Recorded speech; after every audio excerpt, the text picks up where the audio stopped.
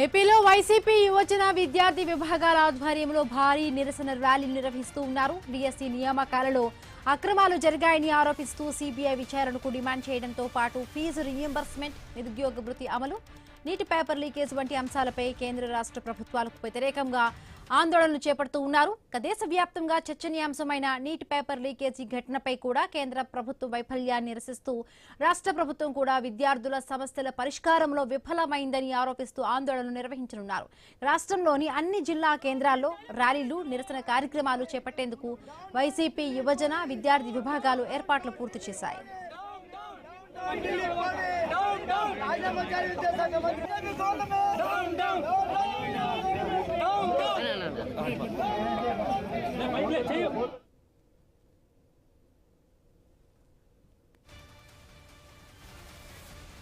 ఏపీలో వైసీపీ యువజన విద్యార్థి విభాగాల ఆధ్వర్యంలో భారీ నిరసన ర్యాలీలు నిర్వహిస్తూ ఉన్నారు. డిఎస్సి నియామకాలలో అక్రమాలు జరిగాయంటూ ఆరోపిస్తూ సిబిఐ విచారణకు డిమాండ్ చేయడంతో పాటు ఫీజు రీయింబర్స్మెంట్, నిరుద్యోగ భృతి అమలు, నీటి పేపర్ లీకేజీ వంటి అంశాలపై కేంద్ర రాష్ట్ర ప్రభుత్వాలకు వ్యతిరేకంగా ఆందోళనలు చేపడుతూ ఉన్నారు. దేశవ్యాప్తంగా చర్చనీయాంశమైన నీటి పేపర్ లీకేజీ ఘటనపై కూడా కేంద్ర ప్రభుత్వ వైఫల్యాన్ని నిరసిస్తూ రాష్ట్ర ప్రభుత్వం కూడా విద్యార్థుల సమస్యల పరిష్కారంలో విఫలమైందని ఆరోపిస్తూ ఆందోళనలు నిర్వహించనున్నారు.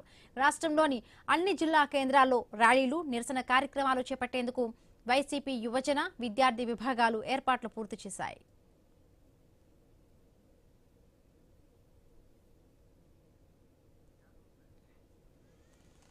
నేడు వైసీపీ యువజన విద్యార్థి సంఘాల ఆధ్వర్యంలో కూడా విభాగాల ఆధ్వర్యంలో భారీ నిరసన ర్యాలీలు నిర్వహించనున్నారు. డిఎస్సి నియామకాలలో అక్రమాలు జరిగాయంటూ కూడా సిబిఐ విచారణకు డిమాండ్ చేయడం, మొత్తంగా కూడా ఫీజు రీయింబర్స్మెంట్ అమలు, నిరుద్యోగ భృతి ఇవ్వాలంటూ కూడా వైసీపీ ఆధ్వర్యంలో కూడా నిరసన ర్యాలీలు ఇవాళ జరుగుతున్నాయి. రైట్, దీనికి సంబంధించి మరింత పూర్తి అప్డేట్స్ మా కరెస్పాండెంట్ యాకూబ్ అందిస్తారు. యాకూబ్, ఈరోజు విజయవాడతో పాటు ఏపీ వ్యాప్తంగా వివిధ జిల్లాల్లో నిరసన ర్యాలీలు జరుగుతున్నాయి. వైసీపీ విద్యార్థి విభాగం నుండి పెద్ద ఎత్తున ఈ నిరసనలు కార్యక్రమాలు చేస్తున్నారు. చాలా వరకు డిమాండ్స్ వినిపిస్తున్నాయి. డిఎస్సికి సంబంధించి కానివ్వండి, అదేవిధంగా ఫీజు రివర్స్మెంట్ సంబంధించి, నిరుద్యోగ వృత్తికి సంబంధించింది కూడా భారీ డిమాండ్స్ వినిపిస్తున్నాయి. కొంతమంది స్టూడెంట్ లీడర్స్ మనతో పాటు ఉన్నారు వైసీపీకి సంబంధించిన. అసలు ఎందువల్ల ఈ ర్యాలీ నిర్వహిస్తున్నారు తెలుసుకునే ప్రయత్నం చేద్దాం. సార్ చెప్పండి, ఎందువల్ల ఈరోజు భారీ ర్యాలీ నిర్వహించబోతున్నారు? ఏంటి అసలు ఈ కీలకమైన డిమాండ్స్ ఏంటి? మెగా డిఎస్సి 2025 నియామకాల్లో పెద్ద ఎత్తున అవినీతి అక్రమాలు జరిగాయి. ఈ అవినీతి అక్రమాల వల్ల మాకు ఉద్యోగాలు రాలేదని నిరుద్యోగ అభ్యర్థులందరూ పెద్ద ఎత్తున ప్రభుత్వాన్ని ప్రశ్నిస్తూ ఉన్నారు.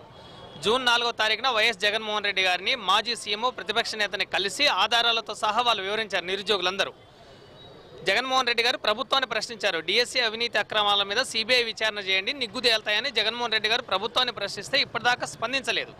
అందుకే డిఎస్సి అవినీతి అక్రమాలకి నైతిక బాధ్యత వహిస్తూ విద్యాశాఖ మంత్రి నారా లోకేష్ తక్షణమే రాజీనామా చేయాలని డిమాండ్ చేస్తూ రాష్ట్ర వ్యాప్తంగా ఈరోజు అన్ని జిల్లా కేంద్రాల్లో ఈ నిరసన ర్యాలీలు భారీ ఎత్తున మేము చేపట్టాం. నిన్న నారా లోకేష్ గారు కంకిపాడు మండలం వెళ్ళి ఆయన సవాల్ విసురుతున్నారు జగన్మోహన్ రెడ్డి గారికి. మేము ఎప్పుడైనా ఎనీ టైము డిఎస్సి అక్రమాల మీద, డిఎస్సిలో మేము పారదర్శకంగా నిర్వహించాము, మేము చర్చకి రెడీ, జగన్మోహన్ రెడ్డి గారు సిద్ధమా అని చెప్పేసి ఆయన ప్రశ్నిస్తూ ఉన్నారు. జగన్మోహన్ రెడ్డి గారు ఈ అవినీతి అక్రమాల మీద సిబిఐ విచారణ చేపించాలని 2 నెలల క్రితమే ప్రభుత్వాన్ని ప్రశ్నించారు. జగన్మోహన్ రెడ్డి గారి దగ్గరకు అవసరం లేదు. నిరుద్యోగ అభ్యర్థులు చర్చించడానికి ఎనీ టైం సిద్ధంగా ఉన్నారు.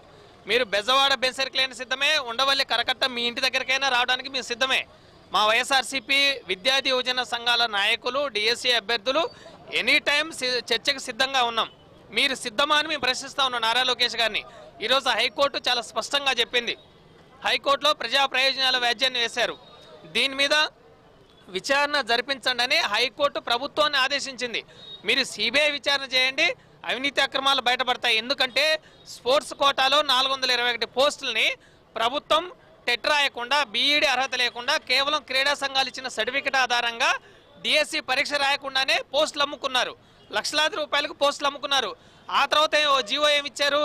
జీవో నెంబర్ 56 ప్రకారం మొత్తం పోస్టులు అమ్ముకున్న తర్వాత 421 పోస్టులు స్పోర్ట్స్ కోటా అభ్యర్థులు తప్పనిసరిగా డిఎస్సి రాయాలని 56 జీవో ఇచ్చారు. అంటే ముందు డిగ్రీ లేకుండా, బీఈడీ లేకుండా, టెట్ పరీక్ష రాయకుండా 2 జీవోలు ఇచ్చారు. GO number 447. ఆ తర్వాత మళ్ళీ ఎగ్జామ్ రాయాలని మరో జీవో ఇచ్చారు. అంటే ఇక్కడ ఏమో అర్థమవుతా ఉంది, చాలా క్లియర్ కట్గా జూడో క్రీడా సంఘం తరపున, అదేవిధంగా సాఫ్ట్ బాల్ క్రీడా సంఘానికి అధ్యక్షులు టీడీపీ నాయకులే. కాబట్టి వాళ్ళు పోస్టుల్ని అమ్ముకున్నారు. 15 లక్షల నుంచి 25 లక్షలకు పోస్టులు పెద్ద ఎత్తున అమ్ముకున్నారు. అందుకే కోర్టు దృష్టికి వెళ్ళింది. కోర్టు చాలా క్లియర్గా ప్రభుత్వాన్ని ఆదేశించింది, విచారణ పూర్తి స్థాయిలో జరపండి. ప్రభుత్వానికి చిత్తశుద్ధి లేదు. చిత్తశుద్ధి ఉంటే మీరు స్వతంత్ర దర్యాప్తు సంస్థ అయిన సిబిఐ ద్వారా విచారణ చేపట్టండి. నారా లోకేష్ మీరు సవాలు విసరటం కాదు. మీకు చిత్తశుద్ధి ఉంటే, మీ నాన్నగారైన చంద్రబాబు నాయుడికి చిత్తశుద్ధి ఉంటే సిబిఐ విచారణ చేయండి. సిబిఐ విచారణలో నిజాలు నిగ్గు తేలుతాయి.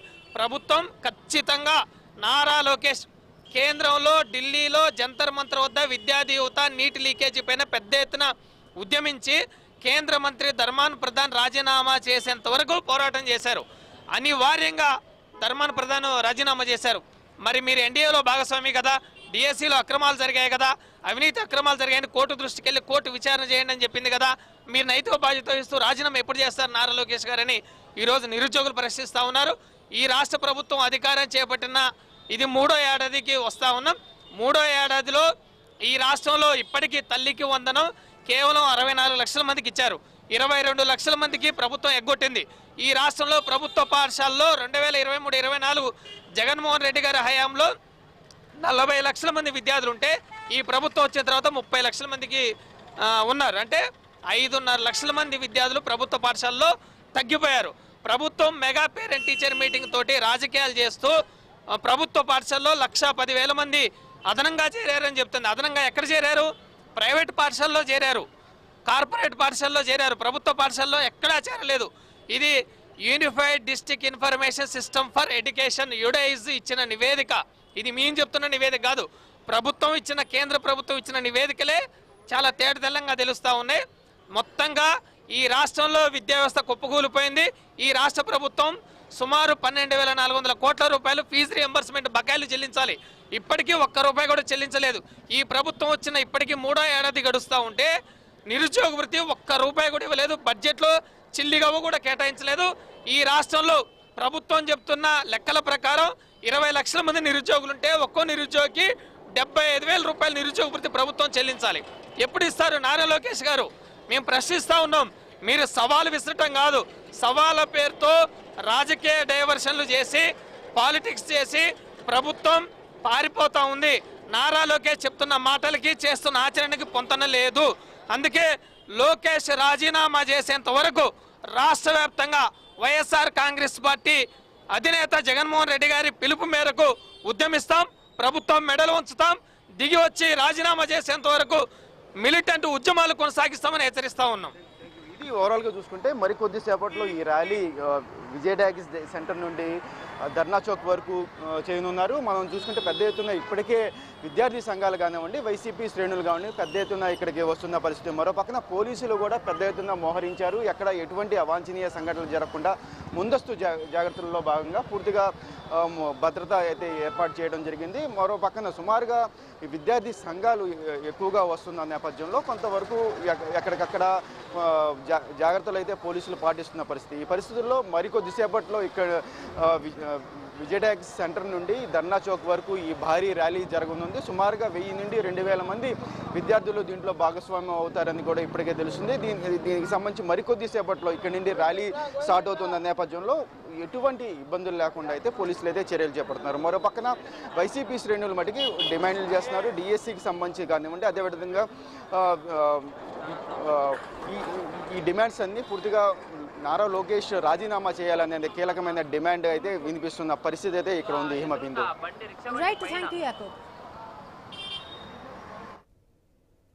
పార్లమెంటు సమావేశాల నేపథ్యంలో ఎన్డీఏ పార్లమెంటరీ పార్టీ సమావేశం ప్రారంభమైంది. పార్లమెంటు సమావేశాలు ప్రారంభమయ్యాక రెండవసారి సమావేశం జరుగుతోంది. పార్లమెంటు లైబ్రరీ భవనంలో మీటింగ్ నిర్వహిస్తూ ఉన్నారు. ప్రధాని మోదీ అధ్యక్షతన జరుగుతున్న ఈ భేటీలో పార్లమెంట్లో అనుసరించాల్సిన వ్యూహంపై చర్చిస్తూ ఉన్నారు. ఇక ప్రస్తుత సమావేశాల్లో ప్రభుత్వం ముందుకు తీసుకువెళ్లనున్న కీలక బిల్లులు, ప్రతిపక్ష వ్యూహాన్ని ఎదుర్కొనే అంశాలపై కూడా సమాలోచనలు చేస్తున్నారు.